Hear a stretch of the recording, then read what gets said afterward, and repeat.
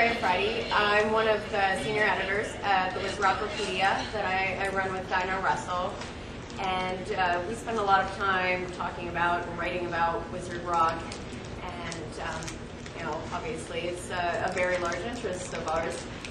So a lot of times we get asked to do interviews for people. People want comments about Wizard Rock, or they want to just have a brief explanation and things.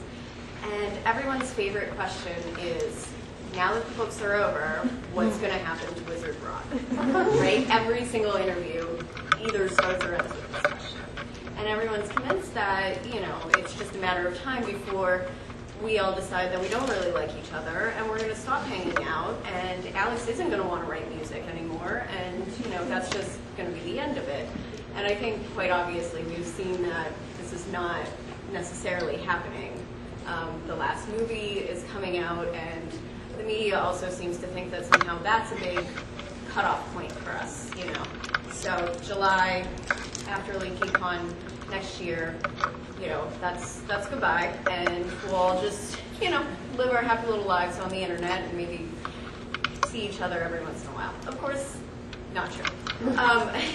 And certainly, I think we could say that there's been a decline in popularity in Wizard Rock since the big hype of when the last book came out. And so 2007 was thought to be like the pinnacle of the Wizard Rock movement.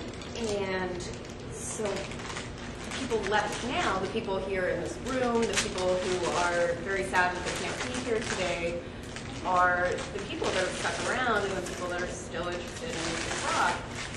And I think it's sort of gone from an infatuation that you might have with something that's new and fun and trendy versus the true love part of Wizard Rock. And so we have all made it past the honeymoon period, and I think we can all say that we are truly in love with the Wizard Rock community and have this relationship with it. Okay, so since 2007 was the pinnacle, we can say that we've been going, I guess, quote unquote, downhill since then. So I wanted to talk about a little bit about the changes that people have seen and noticed in the community. And so for my panel today, we have Alex Carpenter from the Remus Lupins, Tianna Weasley of I Speak Tree, Monica Stone, who's our fandom representative, Stephanie Anderson, Tonks on the Aurors, and this is my friend Matt Sweeney. And Matt is here both as an HP fan and a Wizard Rock fan, but also as a representative of the nerdcore community, which we're going to talk about a little bit as well. So, for Steph and for Alex, you guys have been playing shows consistently over the past several years and making albums and that sort of thing. So what sort of changes would you say that you've seen year by year in terms of just attendance at shows or album sales, that sort of thing? Is there something that has changed or dropped, grown? I'll start. I have an interesting perspective because I didn't start my band until after Book 7. It was about a month after Book 7 came out. I officially had a MySpace and everything. So that's kind of like your birthday of your band is your MySpace date. So as far as like perspective on that, I kind of miss, at least as a band member, a lot of that 2007 hype. I was a member of the community and a fan up to that point, but as far as now, numbers have dropped off, but I'm not sure if some of that is because we see things like in the panel that was just before, or the presentation just before us, is people have kind of splintered off from MySpace. So, I have like, a certain number of MySpace fans left, but then I have like half of that on Twitter and like half of that on the Facebook fan page. So it's kind of, it's like, at least looking at those numbers, you're like, I'm not sure. I think all of those people are there. It's just some people like hate Twitter and only do Facebook now, and so you see that fracturing. So it has made it harder to keep in contact with these people. Also, as far as like concert attendance, that has obviously fluctuated, but also I think we can talk together about like libraries, not the people going to libraries, the libraries themselves responding to wanting to book shows and stuff. Was we know the people are there that will come out, but it's convincing the libraries that those people are still there. There's definitely an aspect of that. In terms of attendance, I don't know if it's dropped off. I know in 2007 it was like, we didn't have to try at all. Like, we just like say Harry Potter and 200 people would show up, and that was awesome. But I live in fear. Like, literally every day in the van on tour, I'm just driving to the next place like no one's going to come to the show. Like, it's just going to be me and Tyler and Toby, and we're going to sit around and have a Coke, and no one's going to come to the show. And then we show up, and there's like 100 kids there waiting for us to set up. So I think it's definitely a mental game of thinking that people aren't going to be there. But I mean, sure, we have some shows where there are not as many people there as we like, but it hasn't been a significant drop, really, in terms of attendance at shows. And I don't know, I think, I mean, it's not crazy like it was, because it was just crazy in 2007, but I think it's realistic and reasonable, and it hasn't changed too much in 2008, 2009.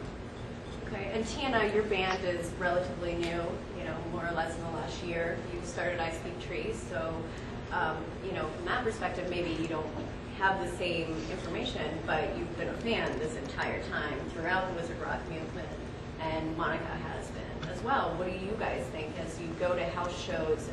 Monica hosts house shows pretty often, like as far as people coming and people getting excited about it. What do you think? I feel like house shows are like for like, I feel like at house shows there's like hardcore fans and then like people who come like by chance. Who are invited on Facebook. Like it's kind of intimidating because I don't know, like, I don't know, today was like my last show. Right. And like, I don't know, it's just like so, like you're not like going to tour and like not many people come. Right.